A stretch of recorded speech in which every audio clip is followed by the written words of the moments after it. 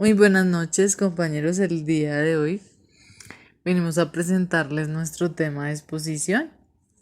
Nos corresponde la teoría del intercambio desigual.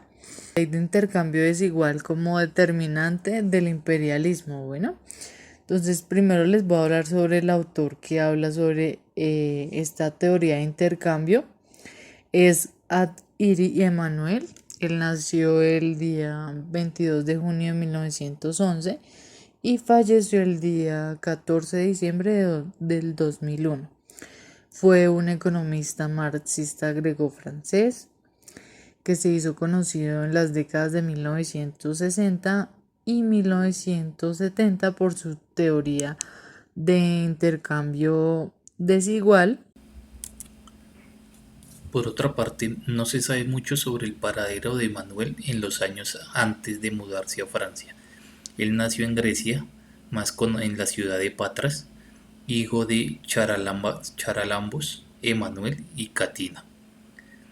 Él estudió en la Escuela Superior de Economía y Comercio de 1997 a 1932 y luego en la Facultad de Derecho hasta 1934, donde pasó a trabajar en el comercio de Atenas en 1937. En su teoría publicada, Anguiri nos indica que en este caso los términos del intercambio, que es la relación entre el valor unitario de las exportaciones de los países subdesarrollados y el valor unitario medio de, de sus importaciones, y que cada uno son más desfavorables para las economías en desarrollo. Si se considera que un país en desarrollo exporta en su mayoría materias primas, mientras que los países desarrollados exportan a estos países productos manufacturados, ello hace una evidente desventaja en el intercambio, ya que el precio de las materias primas cada vez es más desvalorizado, mientras que el precio de los productos terminados se incrementa constantemente. También la declinación de los precios de las materias primas durante la década de los 80 afectó a todas las economías latinoamericanas y esto ocasionó una pérdida en la región. Las valorizaciones de los principales productos de exportación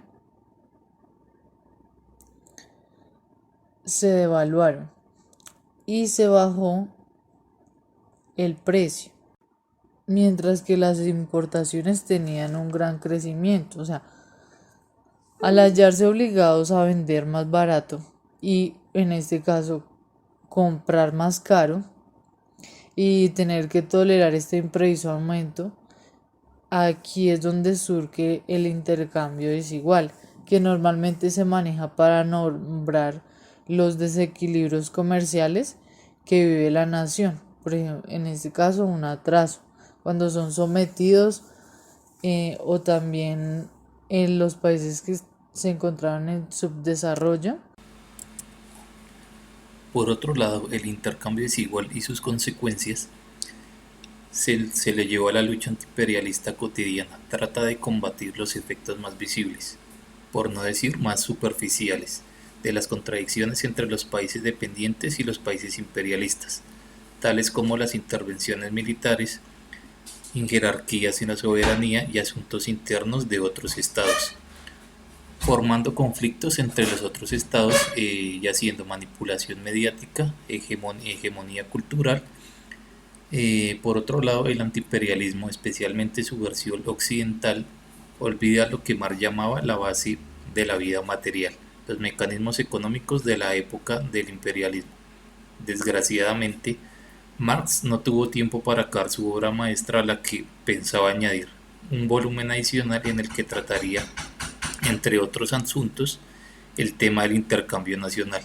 Esa tarea la llevó a cabo Emanuel Aguirre en 1972, desarrollando la teoría del intercambio desigual, partiendo de la teoría del valor de Marx como base y criticando la teoría literal de Ricardo. Cuando hablamos sobre las relaciones entre los países de la jerarquía del sistema mundial imperialista, podemos encontrar varios términos. A los países ricos se les llama imperialistas, países del centro, países primer mundo, el norte o el norte global.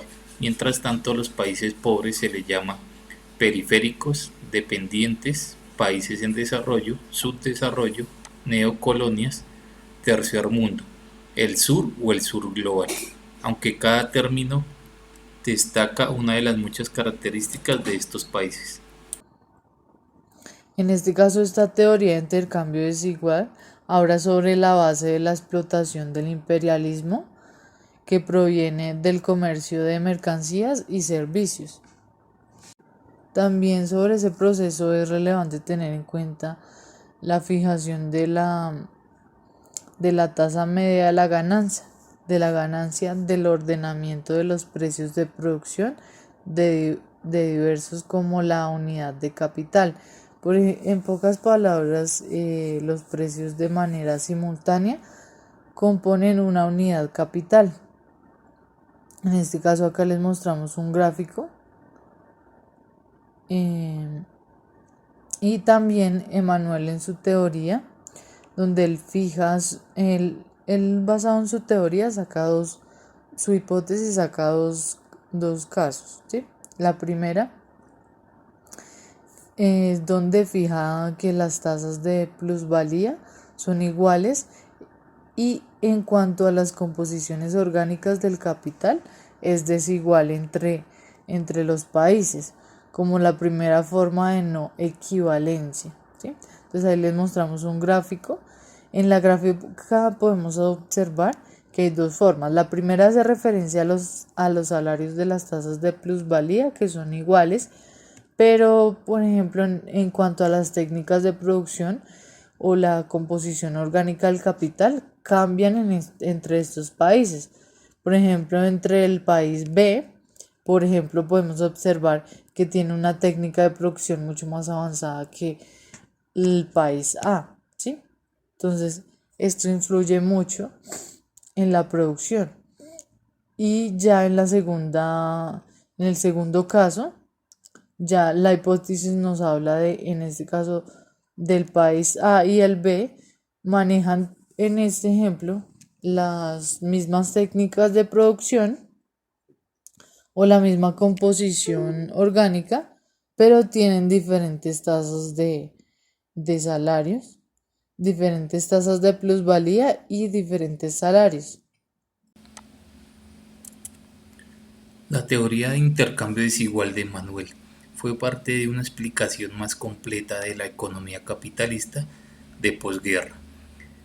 De acuerdo a Emanuel, debido a que la venta tenía que realizarse sin los ingresos generados por la venta en sí, había un exceso permanente de bienes sobre los ingresos en el funcionamiento normal de una economía de mercado.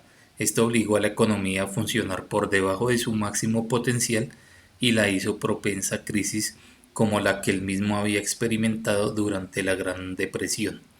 Por el contrario, en el auge de los 30 gloriosos, año de posguerra, indicó que este funcionamiento normal se había evadido de alguna manera, y Emanuel ofreció el aumento institucionalizado de los salarios, más una política de inflación permanente como el principal estimulante que dirigió el auge en el país. Inversiones, dando que si los salarios ni los niveles de consumo de los países ricos podrían igualarse internacionalmente, tanto hacia arriba por razones ecológicas como, como porque consumiría todas las ganancias, y hacia abajo por las razones políticas en los mismos países ricos, el intercambio desigual era lo necesario. En consecuencia, en cierto sentido, salvar a la economía capitalista de sí misma. En conclusión, podemos, con este resumen, concluir que en este caso, esta teoría de intercambio desigual nos indica que en este caso los valores de los trabajos son relativos y que los salarios y el dinero proveniente de cada país son profundamente diferentes, ¿sí? Y que en este caso el desequilibrio se fundamenta en el intercambio desigual que opera objetivamente cada país en cuanto a los capitalistas de las naciones más poderosas, ¿sí? En este caso los países más desarrollados. Otra conclusión que podemos sacar es que el expolio imperialista funcione, no hace falta mucho más que los mecanismos económicos del capitalismo. La transferencia de valor desde la periferia al centro se hace por medio del mercado mundial. Otra conclusión que podemos dar en el contexto histórico, esta teoría fue desarrollada en los años 70, antes de la crisis de petróleo que marcó el cambio de fase del imperialismo. En aquella época la producción se concentraba en los países del centro, mientras los países periféricos exportaban principalmente las materias primas. Como se trataba de países principalmente agrícolas, se suponía que el desarrollo vendría con la industrialización. La teoría de Agiri muestra que eso no puede ser el caso. Esta teoría fue confirmada históricamente al cambiar la fase del imperialismo en los años 80, cuando los países del centro optaron por la vía neoliberal y empezaron a exportar la producción. Los países periféricos se beneficiaron industrializándose. Hoy en día la producción está concentrada en los países de salarios bajos, pero no dejan de ser periféricos. Una tercera conclusión, se plantea la cuestión de si bajo las condiciones de intercambio desigual, ¿por qué viene una revolución en Occidente? ¿Qué esperanzas podemos tener en la solidaridad internacionalista? A esto lo que se refería Lenin cuando decía: ¿veremos acaso el día en que los países capitalistas de Europa Occidental hayan alcanzado un camino al socialismo? Ellos no llegarán, tal como pensamos antes. Ellos accederán no a través de una maduración natural del socialismo, sino al precio de la explotación de ciertos estados por otros. El desenlace final de nuestra lucha depende, de hecho, que Rusia, India y China forman la inmensa mayoría de la población del globo. Según la teoría del intercambio desigual, el salario es una categoría histórica y social y no corresponde en el valor que el trabajador produce, lo que implica que un trabajador de un país periférico produce el mismo valor que un trabajador en el país del centro, utilizando las mismas herramientas, procesos, tecnología. Recibe un salario que corresponde con las condiciones locales. De esta manera, el precio del trabajador en un país periférico es mucho más bajo que el precio del trabajador en un país del centro, dado que el valor producido es idéntico, pero su remuneración es más baja. Eso lleva a la transferencia del valor desde periferia al centro, gracias a la lucha de las clases a los países del centro. La clase trabajadora ha asegurado una mayor participación en el reparto de este valor, lo que les garantiza un nivel más alto. Y ya para terminar, Agiri dijo: Estados Unidos puede ser Estados Unidos y Suecia puede ser Suecia, solo porque los demás 2.000 millones de habitantes del tercer mundo no lo son. Como hemos dicho antes, se trata de los intereses. El salario promedio de Estados Unidos en 1973 fue de $10.500. Si imaginamos una revolución socialista al nivel mundial que pondría fin al imperialismo y al sistema capitalista, mientras intenta igualar los salarios globalmente, tendríamos una situación poco favorable para los trabajadores en el país del centro, en 1973. Según las estadísticas, todo el mundo capitalista generó 2.7 trillones de dólares en ganancia. Para todos los trabajadores, para que todos los trabajadores tengan el salario medio a nivel estadounidense, el nivel de ganancia deberá haber sido 11 trillones.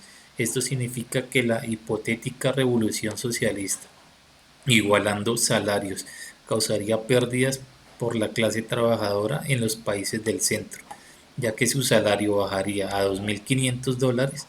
El cálculo es sencillo: si las ganancias de aquel año, 2.7 trillones, las dividimos por un número aproximado de trabajadores activos, algo más de 1.000 millones, llegamos a ese número de Aguirre en 1976.